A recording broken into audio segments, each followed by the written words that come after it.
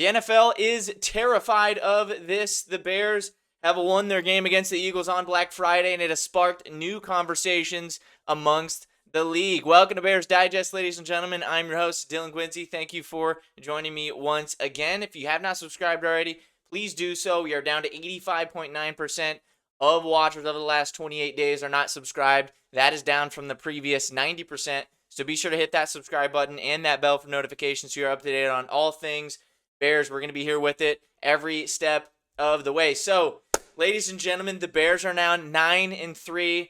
I am struggling to even comprehend what is going on. We have not seen this in so long as Bears fans. They are now atop the NFC. They are first place overall, the best team in the NFC as of right now, and it is absolutely amazing to watch. Ben Johnson is our savior. Ryan Poles deserves some flowers as well for putting all of this together. I know he gets a lot of hate and everything like that, but we have to give him the credit he deserves. But other than that, guys, the NFL is very fearful of what the Bears are doing right now. This is not something that people love to see, but it's something we love to see. We're going to get down and break down the game from Black Friday since we didn't get a full breakdown of that. We're also going to get into what the NFL is fearful of and playoff picture and everything like that. But, guys, leave a W in the chat. That was the biggest win the Bears have had in at least, I would say, 7-8 years, at least. And to do it on the road against the Eagles on Black Friday, prime time, that is everything you could have asked for and more. Number one seed for the Bears the first time this has happened since 2018. This is very reminiscent of the 2018 season, although it is a little bit different. The offense is playing at a high level, and the defense is more, middle of the pack, although they are playing at a pretty high clip as of recent, and obviously getting a bunch of turnovers and everything like that. But 2018 was more, very, very, very good defense with Vic Fangio, who we just faced, and the offense was, kind of middle of the pack to the bottom of the pack. So number one seed in the NFC. Guys, we're going to enjoy this for as long as we possibly can. We're going to try to keep this up for the remainder of the season. We want to get some more cushion in here. A big week here, rivalry week against the Green Bay Packers. We play them twice in a 3-week span, so it's going to be massively, massively important. Here's the current bracket outlook. This was, please note this was before the Buffalo win over the Steelers, so that looks a little bit different on that side. But in terms of the NFC, Bears sitting there with the first round bye right now, waiting upon the winner of Seattle and Tampa Bay. Tampa Bay being a seed above Seattle, being the division winners, is a very good outlook for us. I think Tampa Bay would be beatable if that would be the opponent we would be facing. Although this is very, very early, guys, but I love just looking at this outlook. Seeing the Bears at that number one spot ahead of the pack right there with a bye is...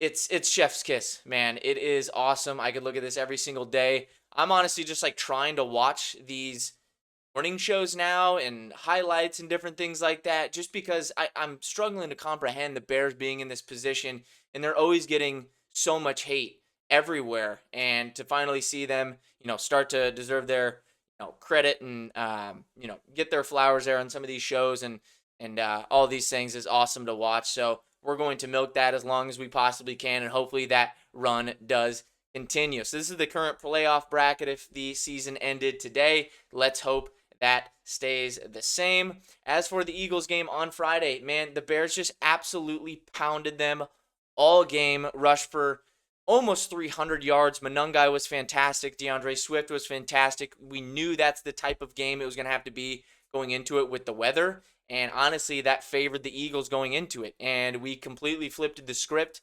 and absolutely pounded it down the Eagles' mouth all day. Their defensive line, which is top 3 in the league, arguably the best in the league, they absolutely got pummeled by our offensive line and running backs. It was absolutely awesome. Caleb Williams didn't have his best day. That's kind of been the story of the year, up and down, a little bit inconsistent. That's kind of how it's going to be with, the weather that we're seeing. Ben Johnson, first year in the system. He's kind of getting everything under him, but he's making that clutch play when he needs to. That throw to Kmet was one of the best throws all year by any quarterback in any game. That was clutch, sealed the deal, and he had no apprehension to throw that ball there. It was absolutely amazing. An amazing catch by Cole Kmet as well, just to stay under it and just let that fall into the breadbasket. So amazing stuff, guys. There's so many things that we could point to in this game. The tush push strip by Nashawn Wright was absolutely fantastic. Turned that ball game around.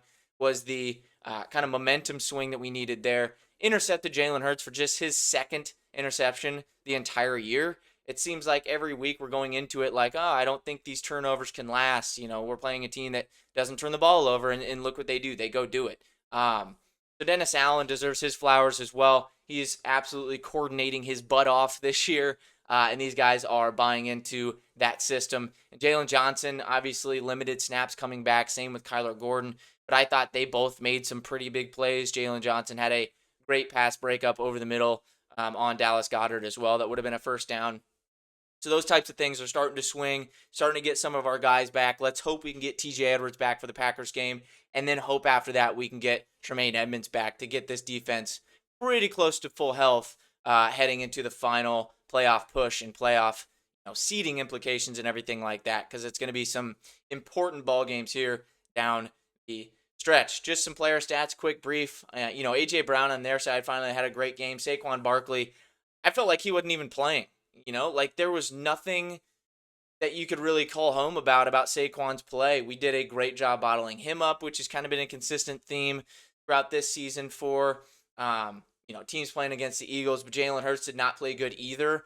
It was tough to throw in that weather. Both QBs had a tough time, and that's just how it's going to be in the Midwest, upper Northeast, everything like that in these outdoor games here on the final stretch of the season. What carries you? Defense, run game, and the trenches, offensive line, defensive line. And that is what is playing well for the Bears right now. And that is all that they need to further establish themselves in the NFC here over the remainder of the season.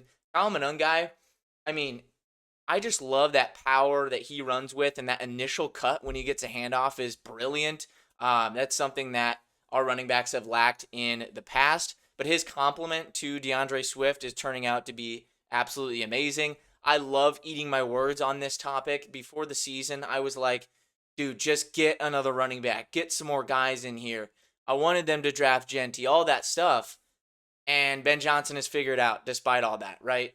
I couldn't imagine what it would be like if Genty was in this system, but considering we got Colston Loveland and didn't have to give up picks or anything like that, and then ended up with Kyle Monangai in the 7th, I'm taking that all day from that point forward. But this run game is revitalized, and it is incredible to watch and see what they are doing there. And the unique style of runs that Ben Johnson is dishing out is awesome. Nobody has any idea what's coming, and then he'll mix in these little jet sweeps and everything, and it's just throwing defenses completely off every single time. So apart from that, we have the team stats. Again, Bears just absolutely bullied them all game long. The yards per play, I don't even care. The Bears just did everything that they wanted to. A lot of this for the Eagles is inflated in that fourth quarter. Before that point, the numbers were even worse than this. So awesome game from the Bears. Biggest game that they have had in years, almost a decade, and I am happy to be a part of it with you guys. It's awesome. So very exciting stuff there. Ben Johnson, after the game, this was one of the coolest things that I've seen from a team. All of these post-game speeches and everything that Ben Johnson has given out, and the good, better, best thing, all of that stuff is just incredible. And not only that, just watching the players behind him and how bought in they are to him, and they're listening, they're interacting. And then he does this, he takes his shirt off to get the city of Chicago free hot dogs, and all these guys are just pumped up like nothing else, right? There's a lot of teams where coaches just go up there and speak, and guys are, halfway out of the room, they're not smiling, they don't even care. These guys care, and it is awesome to watch and see what Ben Johnson is building here, and pretty incredible stuff from the Bears. Last thing I want to mention here is that run game. Once again, we have to double down on this. Ben Johnson's offense was clicking so well that the Bears hit a franchise milestone not seen in decades, with running backs Kyle Monangai and DeAndre Swift both reaching over 100 yards individually. Chicago boasted 2 100-yard rushers in one game for the first time since Pro Football Hall of Famer Walter Payton and Matt Suhey did so for the team back in 1985. They won the Super Bowl, by the way. Payton and Suhey did their damage in a 24-3 win over the Lions. Curiously, neither player scored a touchdown despite gashing the opposing defense, which was most certainly not the case in 2025. Monangai and Swift recorded a touchdown each. just fantastic stuff. What Ben Johnson is building with this run game, it's only going to get better. The passing game is only going to get better. Caleb's only going to get better as we go. But this year, how we're looking at it right now is Ben Johnson can make adjustments on the fly. He's incredible at game planning, and he has outcoached some of the best coaches in the game. The past 2 weeks, the Steelers and Mike Tomlin and the Eagles and Sirianni. I wouldn't say Sirianni is one of the best coaches, but they have one of the best rosters with a great coaching staff, especially on the defensive side of the ball. Vic Fangio, he has outcoached everybody. And in that Eagles game, he planned for the fourth quarter having the wind at the Bears' advantage. He planned that way before the game. Way before the game, he had that plan. They won the toss. That's why they took the ball first, and they had the wind going with them in the fourth quarter. And just that level of attention to detail is something that the Bears haven't had, and it's really paying off in all of these games that the Bears are playing. Last thing that we're touching on is Ryan Poles. He deserves this credit. He deserves, who he has drafted, and I know the coaching staff has a huge input on all of that, but the fact that he's pulling the trigger on that, the offensive line trades for Joe Thuney and Jonah Jackson and picking up Drew Dahlman have been absolutely wondrous for this team. They are a top 3 offensive line. There is no question about it, and they're continuing to gel, and that's only going to get better as well. Darnell Wright playing at a high clip. Ozzie Trapillo's filling in just fine. The only question mark is left tackle spot, but when everybody else is great, you really don't even notice how bad it could be. So Ryan Poles deserves his credit for bringing in these players and this coaching staff and pulling the trigger on all of that and selling Kevin Warren and George McCaskey on spending the money for these, really good established guys. So overall, guys, exciting times, but we have turned the page on a new week, and it is Packers week. It is Rivals week. It is a different one, and it's going to be at Lambeau, prime time on Fox, that slot with Tom Brady. It's going to be amazing, and this is what we live for. This is what we all grew up watching, the Bears-Packers rivalry, playing for the division late in the season.